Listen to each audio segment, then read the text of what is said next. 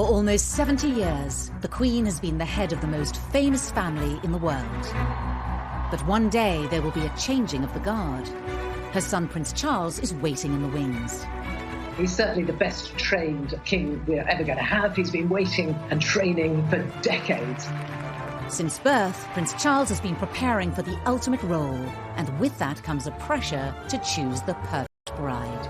He couldn't really step out with a member of the opposite sex without the press immediately analysing everything about this person. When you marry into the royal family, you marry into pressure. Tonight, royal insiders share the secrets of Charles and Camilla's rise to the top. The ups, the downs, and the scandal. There was such public debate and debate within the hierarchy of the church and the government about whether a divorced man could become king. Not only had a future king divorced, he then married his mistress. The secret love that rocked the royal family. The Camilla affair did huge damage to Prince Charles's standing. They no longer trusted him, and many people didn't want him to be the future monarch. But have Charles and Camilla finally won the public's affection? Ladies and gentlemen, I'm going to say a few brief words. It's hard to imagine that when Camilla was the most reviled woman in Britain, that today she is wife of our future king. Once young lovers, now 50 years later, are they ready to rule together? Charles was born very simply to be king. I think he's strong enough and positive enough, with Camilla by his side, to make a very positive, good king. The story, as will be written in the history books, will be a great love story. In 21st century Britain, appearances from Prince Charles and Camilla, the Duchess of Cornwall, are a cause of celebration for many. Charles, the longest-serving heir apparent in history, and Camilla, as his future princess consort, has an integral position in the royal family. Ministers, ladies and gentlemen, welcome to Clarence House, and thank you all very much for coming. But as the royal couple celebrate their 15th wedding anniversary, at the beginning of their relationship, this never seemed like a possibility. Since his birth in 1948, Charles has always been the king in waiting. This was just after World War II, and in terms of the stability of the country and the stability of the monarchy, the birth was seen as a major event.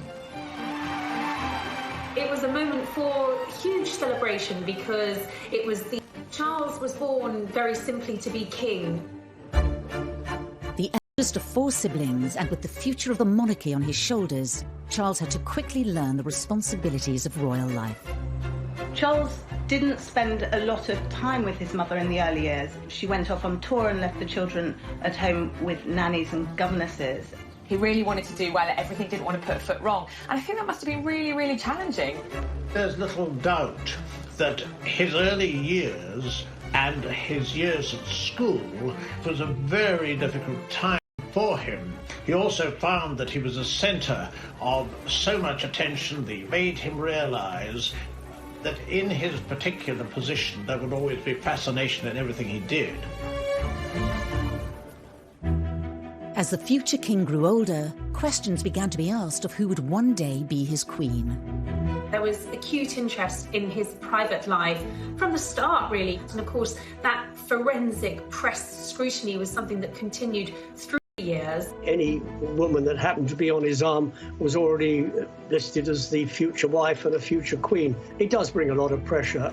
He was a fit guy, he was very intelligent. The girls seemed to like him, but he was in a way weighed down by all of these worries and expectations of what was expected not only of him as heir to the throne, but of his future bride. In the early 70s, Charles would make an introduction that would change the course of royal history. Camilla came from a very high society background. She had aristocratic links back through her family, and she had a very kind of privileged high society upbringing. Camilla was engaged to Andrew Parker Bowles. They were going to get married, and then it didn't happen.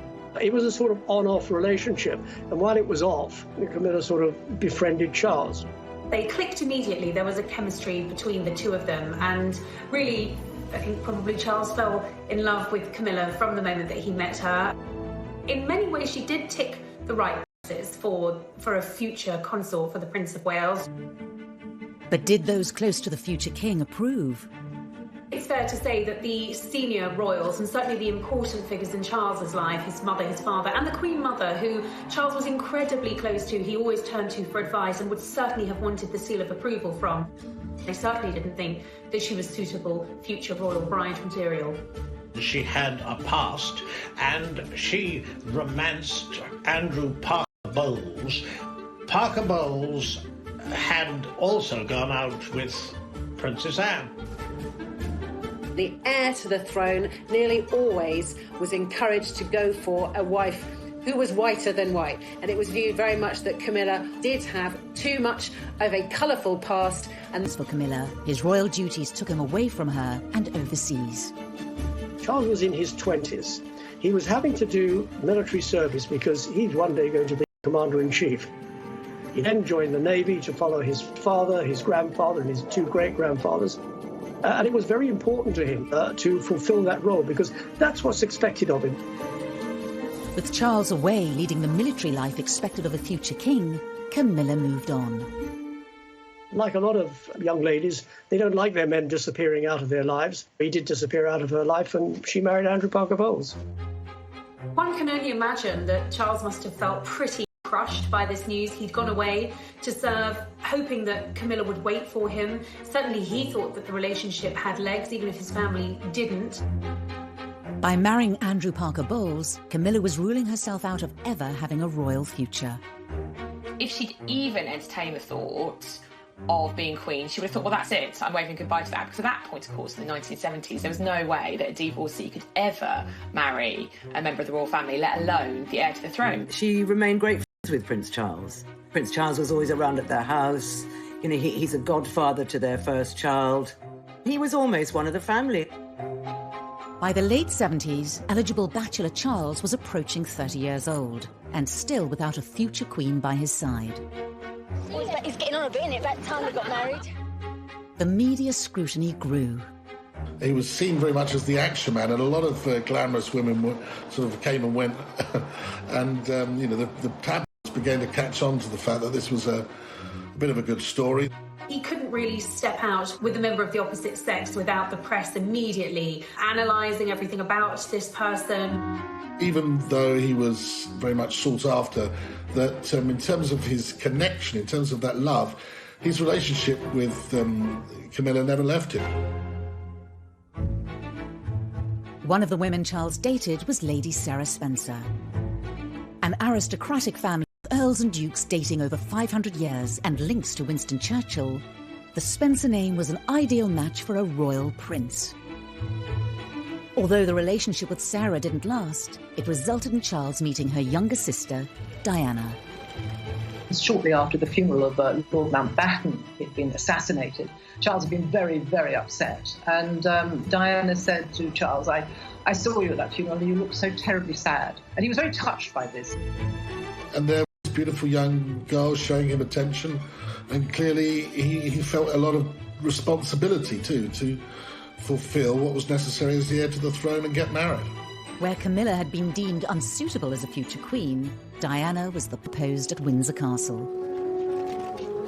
He was given more as an ultimatum by his father to either marry Diana or let her go. Diana ticked all the boxes. She didn't have any baggage. She hadn't had any relationships really before meeting Prince Charles. He thought she was the kind of girl he could grow to love. Despite the shortness of their courtship, the palace, press and the public were enamoured by the royal couple. Why have you come here today? To try and get a glimpse of Diana and Charles. Why you say please? Because I think she's just the right person for him. This was an extraordinarily quick whirlwind, but it's what the public wanted. Once they saw Diana, they wanted Diana to be Prince Charles's wife. They were about to marry the Prince of Wales, and one day you would, in all likelihood, be Queen. It's a tremendous change for someone, if I may say, of 19 to make all of a sudden, the transition. It is, but I've had a small run out to it all in the last 6 months. And next to Prince Charles and I can't go wrong. He's there with me. I'm amazed that she's been brave enough to take me on. Shockingly, they'd only met a dozen times before they married. They didn't know each other at all. And I suppose in love. Of course. whatever in love means. So. Most of the world thought they were looking at the future King and Queen of Britain. Everybody likes to think when they get married that they're going to be married for life. It's a fairy tale. I saw for myself, they were in love with each other at the beginning, but somewhere along the line, it collapsed.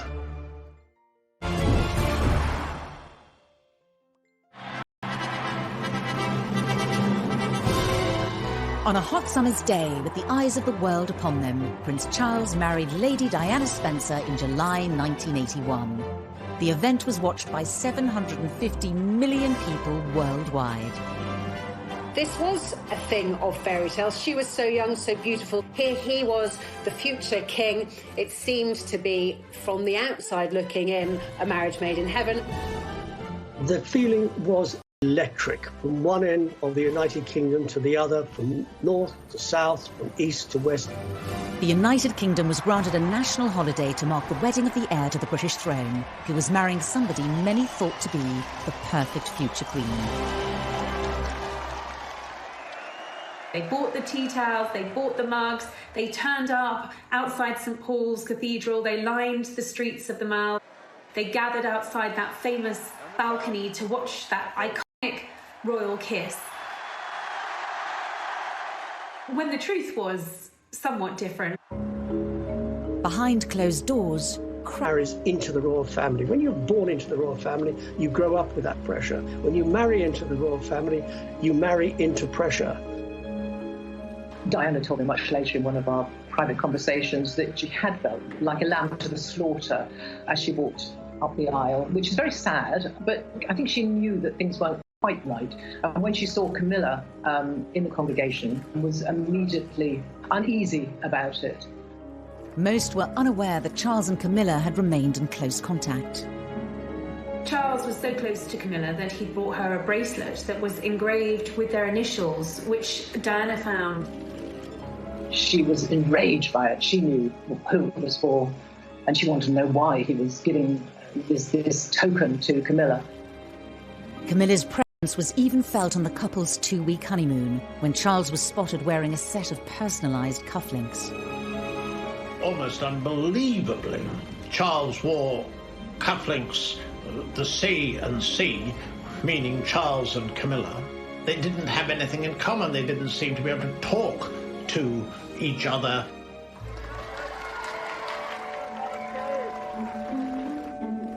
Despite whispers in the press of a rift between the royal couple, within 3 years Charles and Diana had welcomed 2 sons, William and Harry, into the world.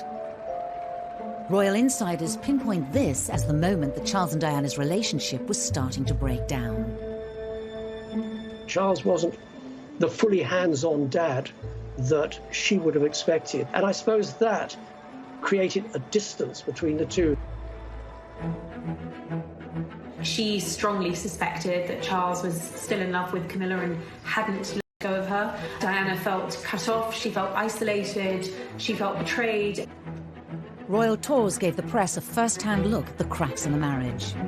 Diana had asked Charles to come with her to the Taj Mahal, the Temple of Love. And he'd refused. And she was really hurt by that. So she made a point of going on her own. A tour of South Korea in 1992 would prove to be their last overseas engagement as a royal couple. All attention from the British press was focused on any mutual signs of affection being shown between the prince and the princess. They went separately and they left separately, and I think the press really jumped on that and they realised that this was going seriously wrong. But nobody apart from Diana and her intimate circle knew about Camilla at that time. That didn't come until later. Shortly after their return from South Korea, in the year that the Queen dubbed an annus horribilis, Charles and Diana's separation was formally announced by Prime Minister John Major in the House of Commons. To separate. The Queen and the Duke of Edinburgh, though saddened, understand and sympathise with the difficulties that have led to this decision. Charles and Diana were told to continue to carry out royal engagements separately. Diana remained living in Kensington Palace, whilst she also kept her title Princess of Wales. Their Royal Highnesses have no plans to divorce, and their constitutional positions are unaffected. At that stage, bizarrely, they said it doesn't change anything that she's still destined to be the Queen, which was a bizarre thing to say when you look back at it now. Despite them no longer being a couple, divorce wasn't an option for the heir to the throne. Charles, as the heir to the throne, is the future head of the Church of England. The thought that someone who was going to be head of the Church of England could ever be divorced was complete no-no. The heartbroken public were unaware of the reasons behind the separation of their future king and his queen. What do you think of the news today that she's going to live separately from Prince Charles? She's not. That's the first time I've heard that. First time I've heard that. At that point, there were whispers within the palace, within the press, but nobody really had the full story. But within months of Charles and Diana going their separate ways, leaked phone calls seemed to publicly confirm Camilla's relationship with the future monarch. Tabloid newspaper had somehow managed to get access to conversations between the future king and his lover, Camilla Parker Bowles, which were at best described as intimate, although I'm sure the Queen probably had other choice words for the conversations that were leaked. This, after all, is the future king, someone the nation needs to look up to have the utmost respect for, and here he is, on tape, speaking to his lover, telling her that he wishes he could be a Tampax. The revelations proved devastating for Prince Charles, whose press image had been at an all-time high just a decade earlier. Prince Charles was in Shetland today, doing his best to look as if personal problems were the last thing on his mind, and he avoided all questions about the Camilla Gate tapes. The Charles-Camilla Gate was catastrophic, and it was the beginning of the public's absolute hatred of Camilla, and his standing plummeted as well. People thought he was ridiculous, they thought he was cruel, they deemed them both to be incredibly cruel to have done this to Diana. The leaked tapes were the beginning of a public feud between Charles and Diana, later dubbed the War of the Waleses. Charles and Diana fought each other using friends in the press. This was open warfare. In a rare television interview appearance, Prince Charles sat down with broadcast.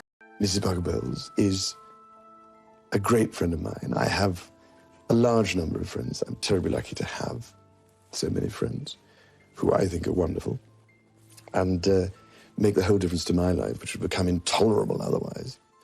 And she has been a friend for a very long time.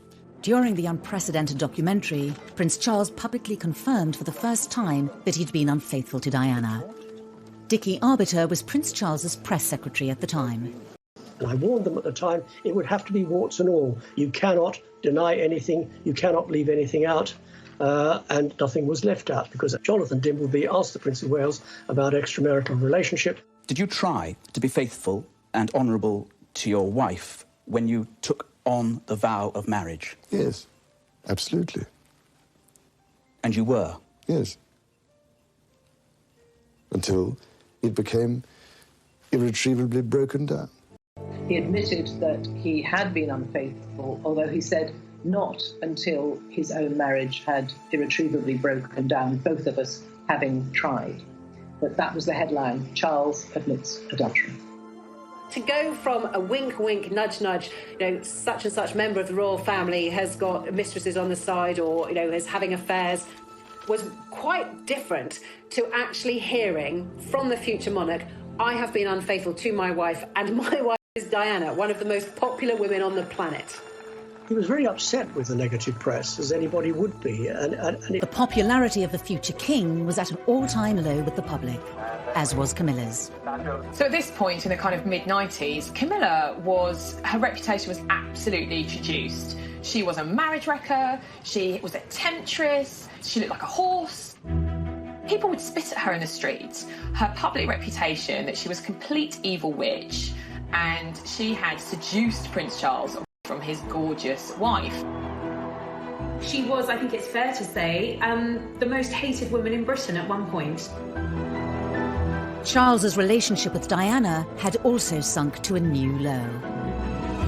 Things just got so toxic, and they really were toxic between Charles and Diana. They couldn't even be in the same room as each other. And I think it was having a really bad effect on William and Harry. The marriage problems of Charles and Diana have cast a shadow over the royal family. Now the Queen has decided to bring the whole issue to a head by advising them to divorce. There's no doubt at all that as Supreme Governor of the Church of England, the Queen certainly did not welcome the prospect of divorce. But since there was such enmity between the couple, there was absolutely no choice. HRH the Prince of Wales versus HRH the Princess of Wales. This was unprecedented. Of course, Charles, as a future king, is going to be the head of the Church of England. The Church of England does not condone divorce, so this was damaging for the royal family. With all these revelations, with all the press speculation and coverage of a bitter divorce between the couple, no one would ever think of Prince Charles as the next king. He was widely considered unfit to be the next monarch of Great Britain. Charles's position as the future king looked precarious, and his relationship with Camilla was damaging his standing within his own family. He had been so determined to stay by Camilla, to keep her in his life, that he'd alienated not just the public, but many members of his own family too. The Queen did not want the pair of them to be together. She had said time and time again she wanted the relationship to be over. During this difficult time, there was only one person he could turn to and truly confide in. While Camilla was absolutely reviled in England, hated by a lot of people, to Charles, she was his absolute pillar of strength. You know, she was his rock, and really, she was everything to him. Charles was determined to continue his relationship with Camilla and one day make her his future queen. Anyone close to the Prince of Wales, and that included his mother, knew that when it came to Camilla, she was non-negotiable, and Charles made that very clear from the outset. He hadn't gone through everything he'd been through, the public humiliation, the admitting of adultery, not to be with Camilla at the very end of it all. When Camilla was divorced and Charles was divorced, it kind of opened up the possibility of the two of them getting together, but both of them being very sensible people and grown up, realised that this would not be a walk in the park. They would have to do it very gently to ease Camilla into society. If Charles was to keep his throne and one day end up with the woman he loved, he would have to improve his public image and regain their respect.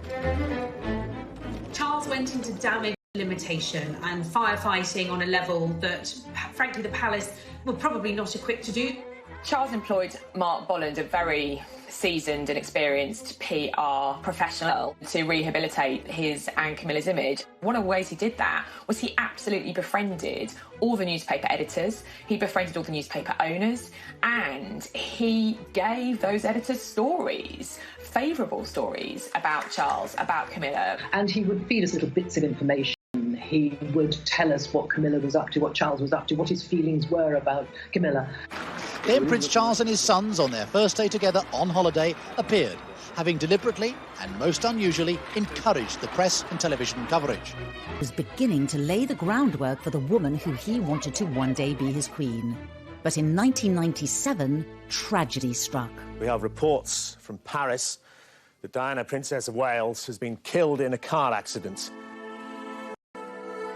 I think that Charles was devastated when Diana died. I think he was racked with guilt. I think also he wanted, as the Queen did, to protect William and Harry. But the monarchy tends to work using precedent. There was absolutely no precedent for the outpouring of grief, which was completely unique when Diana died.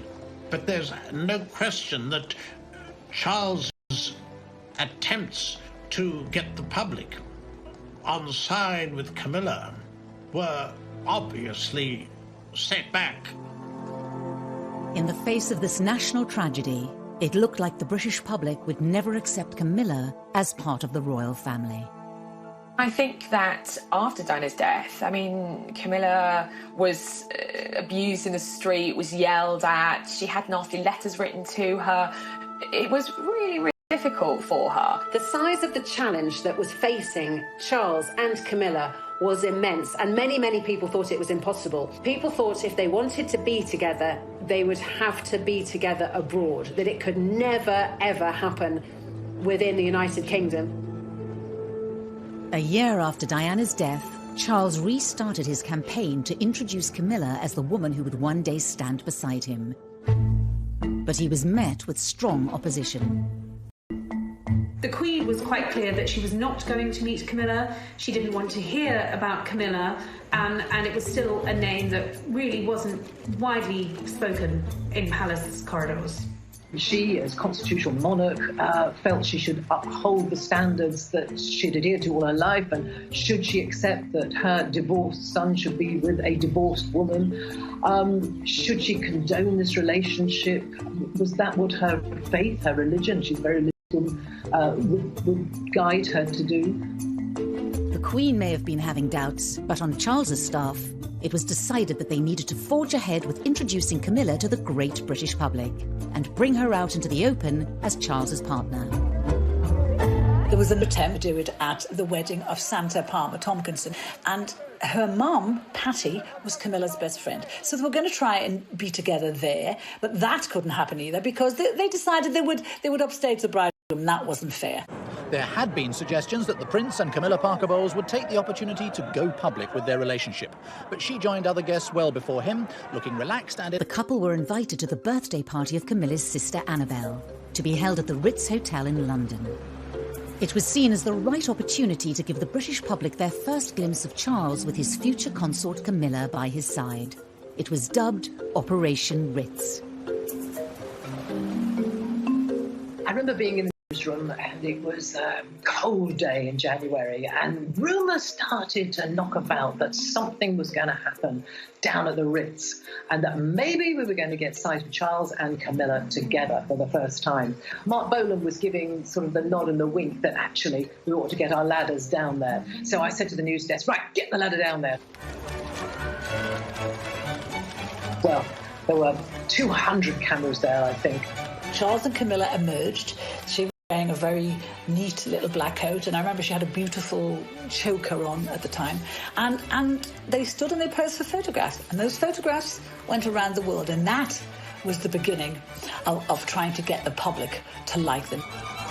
Of course, it's only a picture, but last night's coming out was symbolic. Whatever people think about Camilla and Charles, they're telling the world we're a couple, and you better accept it. This was a big statement. Camilla was going to have some sort of formal role in the future, because there she was on the arm of Prince Charles, very officially his date for the evening. This really felt like a turn in the road. Suddenly, Camilla wasn't just Charles's mistress. Now she was his companion. Now the press had their first picture of them. It was down to the Queen to give the relationship the seal of approval. In 2000, she agreed to attend a birthday party for King Constantine of Greece, to be held at Charles's home, Highgrove. So on the guest list was Camilla. It seems Camilla's friendship with King Constantine of Greece, seen here at his daughter's wedding, was crucial to her inclusion on the guest list for his 60th birthday party today. The Queen, it seems, made a very deliberate decision to attend. As the press officers in the royal family are very frequently reminding me that, Emily, private things remain private. Sometimes private things do not remain private when they want to send a message. And at that particular point, they wanted to show, or at least Charles wanted to show, Camilla had got the ultimate seal of approval from his mother, the head of state, the Queen. The Queen knew that if she met Camilla in a formal or semi-formal capacity, it would be a really, really big deal. Buckingham Palace are playing down the importance of today's meeting, but for Charles and Camilla, it is a milestone. The heir to the throne's long-term companion, now accepted in royal circles. The Queen, of course, would have preferred Charles not to have divorced. She would have preferred him not to have admitted adultery or not to have committed adultery. But she is quite a prat, wasn't going to go anywhere. And I think the Queen then thought, well, we might as well get on with this, and she might as well be welcomed into the family. The meeting with the Queen was absolutely fundamental in the turning point of the public accepting Camilla, because the feeling was, certainly among Charles and his advisors, that if the Queen could accept Camilla and could welcome her into the family, then the public could welcome Camilla too. And that really paved the way for a change in attitude among the public. By the end of the millennium, Charles's popularity had bounced back. But there was still a long way to go for Camilla to be accepted as Charles's future queen.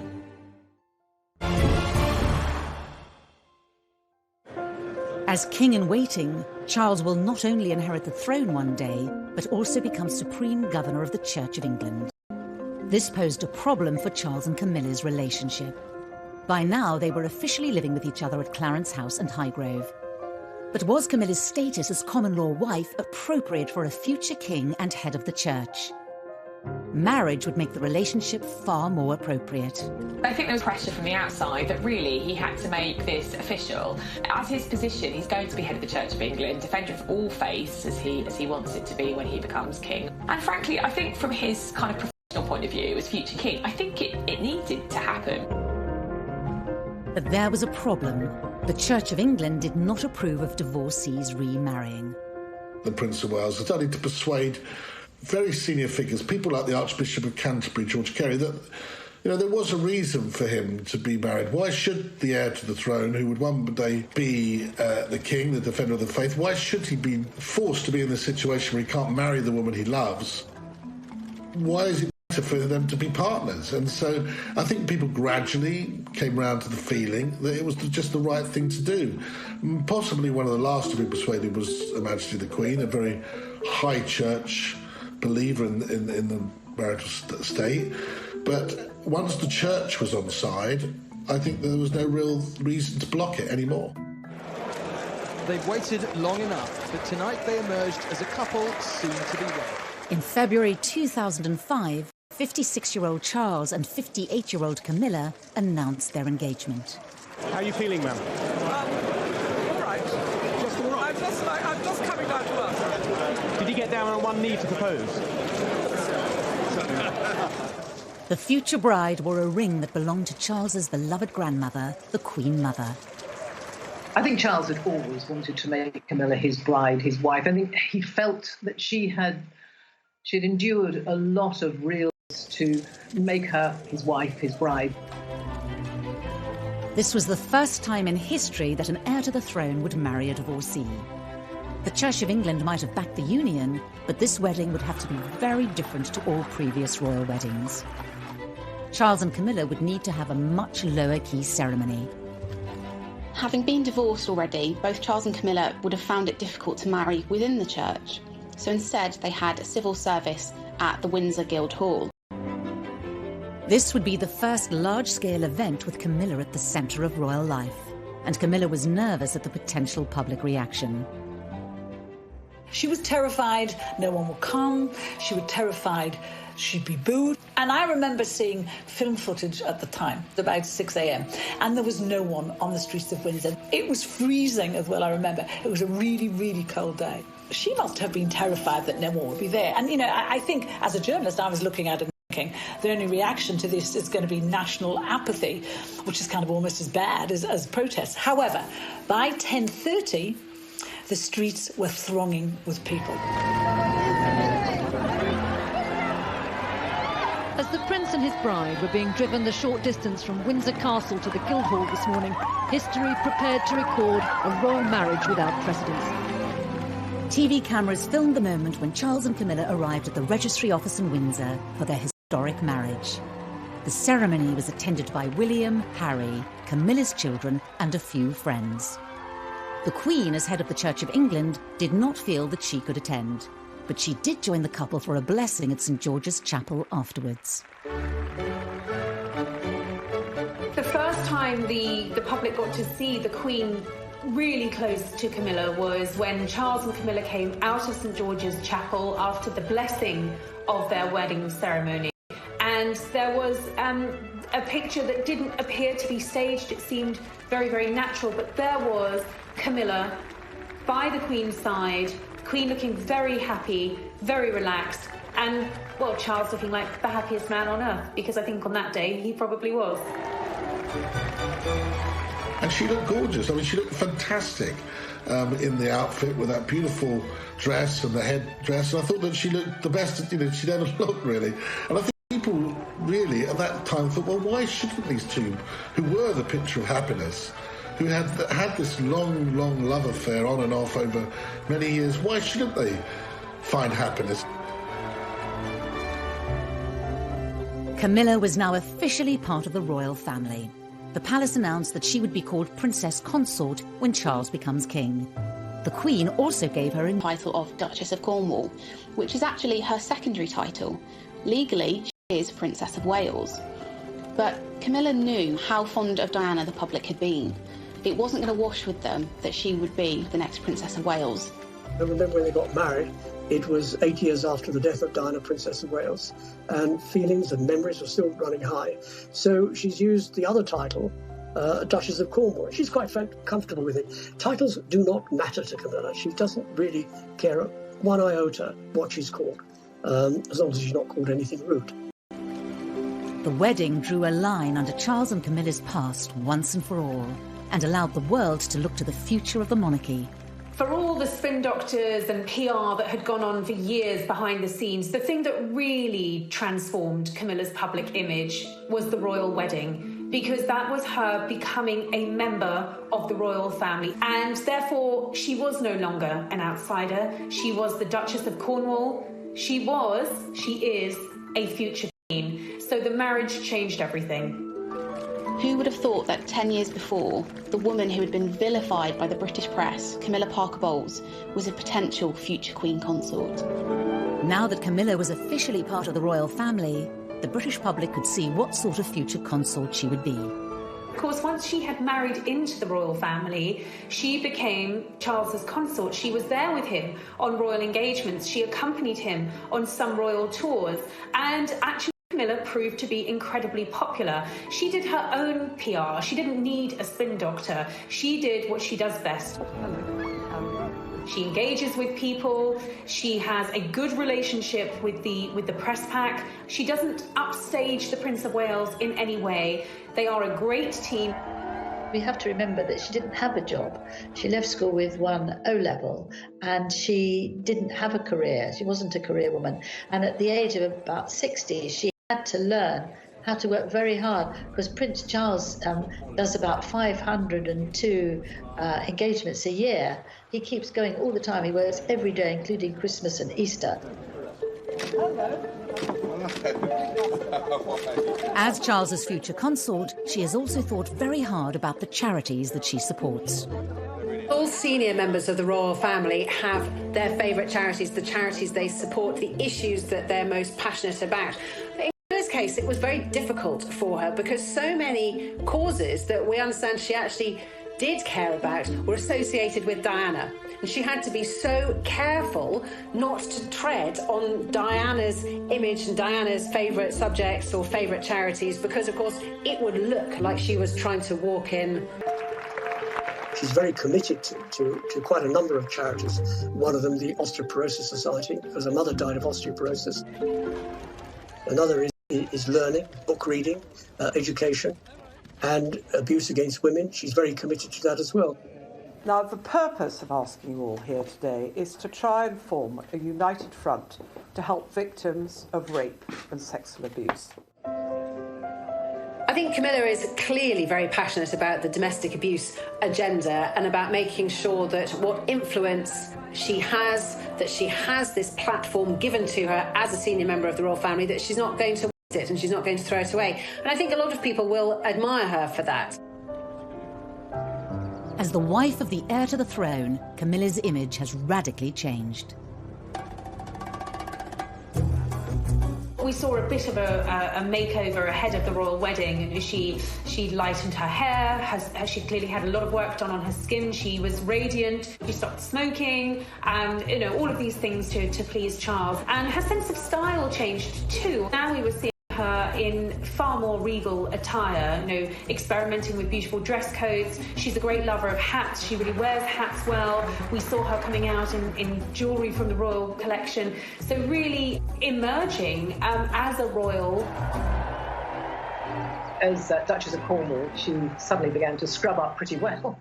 And she wore some beautiful clothes. And she's adopted a style which she wears quite pale clothes, which suits her as she grows older. And she's very smart. I dare say behind doors, she probably actually still puts on a pair of wellies and some smelly old jeans and really enjoys dressing down. But she also dresses up very well indeed now. Over the past 2 decades, Camilla's relationship with the Queen has also transformed. Of course, it was a slow burn, and I think that they obviously had to build their relationship. They had to develop that. They have a shared love of horses. They're both outdoorsy. They're both country ladies. It's interesting that when you see Camilla with the royal family, she seems very much at the heart of it. When you see her with the Queen, and they're always giggling, the pair of them, they seem to have a lot in common. And it's just interesting how we've gone from the Queen not wanting her, even as back as 1970, she didn't want her because she was a bit of a gal. And it's precisely because of that now, because she's a bit of a gal, because she's good fun, that the Queen wants her around. At the Queen's Diamond Jubilee, the country celebrated 60 years of the Queen's reign. But it was also an opportunity to clearly show where Camilla was in the royal family's pecking order. When the Queen decided to put King, this is Charles's wife, she will one day take my place, and she is the future of the British royal family. And that marks such a turning point from the woman who'd had bread rolls pelted at her in the supermarket as the wicked mistress of of the heir to the throne. Of course, it's a terrible cliche to say that a picture paints 1,000 words, but that image tells you that Camilla has come in from the cold. That was a very, very big moment for Camilla.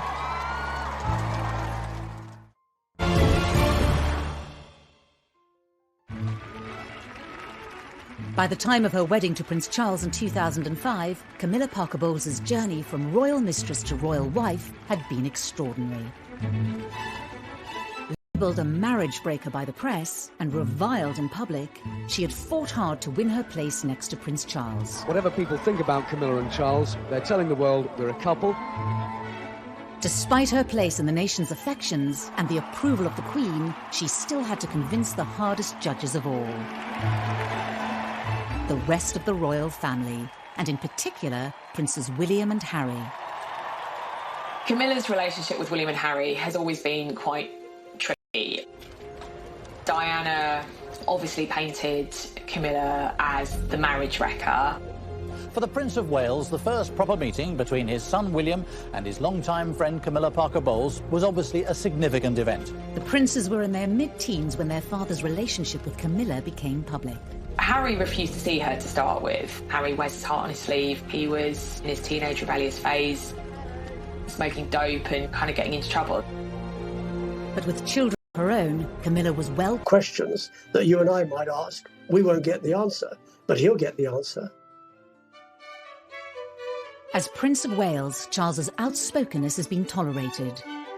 But when he takes the throne as Charles III, will it continue?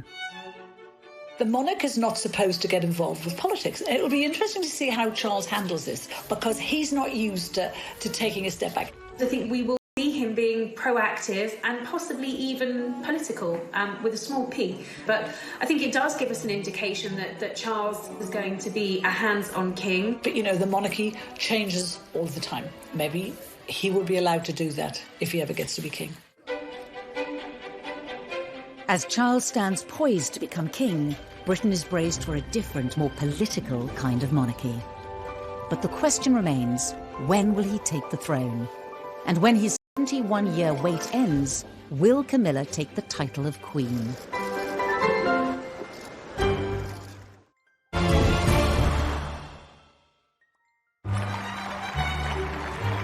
Prince Charles is the longest-serving heir to the British throne in history. In 2020, at the age of 71, his wait to become king continues. Yet with Prince Philip, the Queen's greatest supporter, the centre of royal power for Charles to fill. Prince Charles has stepped in where Prince Philip would have been. He now joins the Queen for the Royal State opening of Parliament. It's been suggested that Charles would be the next head of the Commonwealth. This is an occasion to celebrate with renewed pride our remarkable Commonwealth family. It makes sense because it provides the continuity and stability of this 53-nation club. He's been the official mourner-in-chief when it comes to attending state funerals. I think what we're seeing is a gradual handover of power. There is talk of him being more shadow king than Prince of Wales. After so long on the sidelines, Charles is now on the cusp of stepping onto the British throne, with Camilla firmly by his side. But what kind of leadership style will we see under Charles? I think he's strong enough and positive enough, with Camilla by his side, to make a very positive, good king for our times, whatever kind of times we have. Because of Brexit, because of divisions within the country, Prince Charles is going to have to heal a divided nation and try to make it a united nation. After contracting coronavirus in March 2020, Charles gave a message to the nation, offering solidarity with others affected by the greatest health crisis in a generation. It hinted at what we may see when, as king, he is called upon to speak in times of crisis. None of us can say when this will end, but end it will. Until it does, let us try and live with hope and, with faith in ourselves and each other, look forward to better times to come. Only 2 days after this message, Charles opened the fast-tracked Nightingale Hospital, specially built in London's XL Centre to cope with coronavirus patients. In this dark time, this place will be a shining light. Alongside the Queen's historic address to the nation during the pandemic, Charles's message demonstrated the power of the monarchy to unite in troubled times. As the Queen ages into her 90s, we may see Charles speaking directly to the nation more and more. It has led to speculation that she could hand the throne to him early, effectively abdicating. Abdication is still quite a dirty word in royal circles. I don't think she will contemplate abdication unless forced to do so by ill health. The Royal Navy's greatest battleship had been chosen for the voyage to the Cape. When the Queen famously made her address to the nation in South Africa in her 20s, she swore she would be Queen for the rest of her life. I declare before you all that my whole life, whether it belong of our great imperial family to which we all belong. The vows that she made on her 21st birthday to serve until she takes her last breath, I think those vows are as true to her now as they were then. The last time a monarch abdicated was in 1936, when Edward VIII stepped down so he could marry American socialite Wallis Simpson. As a divorcee, the morality of that era made her an unacceptable bride for the king. But 60 years later, Britain was more accommodating of Charles and Camilla, both divorced from previous marriages. Abdication may not be palatable to the palace or the public, but further back in royal history is an example of another way that power could be handed over to Charles. In 1811, as George III became incapacitated with mental illness, Parliament invoked the Regency Act, whereby his son could rule in his name as the Prince Regent. The Regency Act remains at the disposal of any reigning monarch. The Regency Act means that she still retains the title, but the next in line, i.e. Prince Charles, will do all the duties for her. I don't believe for a moment that there will be a Regency Act invoked unless there is a serious illness that prevents the Queen from carrying out her duties. There are no signs of that. However it may happen, the rule of Charles III edges ever closer, with Camilla destined to be by the king's side. 20 years ago, it was inconceivable that the British public would have tolerated her in this position. But today, it seems she will be welcomed warmly into the role. But will there be support for her taking the title of Queen, even though Clarence House stated she would be Princess Consort at the time of their engagement? I think after everything that she's been through, all the vile press that she had to put up with, the names, the backstabbing, I think he will want her to be Queen Camilla. There will be some sort of testing the water. There will be focus groups and polling being done to find out if that is acceptable to the British public. I mean, what's a rehabilitation? She was the most hated woman in Britain. She had, tempted him away from his perfect wife and children, and they were having this affair, and it caused this divorce and the scandal of the 90s. To then be crowned as Queen Camilla is absolutely extraordinary. Whether she is called Queen or not, Camilla will be the closest confidant and support for our next king. But who else will be included in Charles's monarchy? They have already been signed. Very clear for quite some years that he wants to streamline the monarchy, and he doesn't want too many members of the family to charge the British taxpayer more than they have to. Although might be a good thing for the taxpayer and a good thing for the way the royal family work, it's not such a good thing for the charities, because you can't stay involved with all these charities with so few people. With the high-profile departures of Harry and Meghan, followed by Prince Andrew's dramatic exit from official duties, Charles's push for a smaller monarchy is already becoming a reality. We are now at a point where we are almost on a skeletal royal family. It's gone beyond streamlined. We've got the Queen, we've got the Prince of Wales and the Duchess of Cornwall, we have the Cambridges, and of course, Princess Anne. Whatever form Charles's inner circle takes, Camilla will be beside him, as she has been for 20 years, like a possibility. Since his birth in 1948, Charles has always been the king in waiting. This was just after World War II, and in terms of the stability of the country and the stability of the monarchy, the birth was seen as a major event. It was a moment for huge celebration because Charles was born very simply to be king. The eldest of 4 siblings, and with the future of the monarchy on his shoulders, Charles had to quickly learn the responsibilities of royal life. Charles didn't spend a lot of time with his mother in the early years. She went off on tour and left the children at home with nannies and governesses. He really wanted to do well at everything, didn't want to put a foot wrong. And I think that must have been really, really challenging. There's little doubt that his early years and his years at school was a very difficult time for him. He also found that he was a centre of so much attention that made him realise that in his particular position there would always be fascination in everything he did. As the future king grew older, questions began to be asked of who would one day be his queen. There was acute interest in his private life from the start, really. And of course,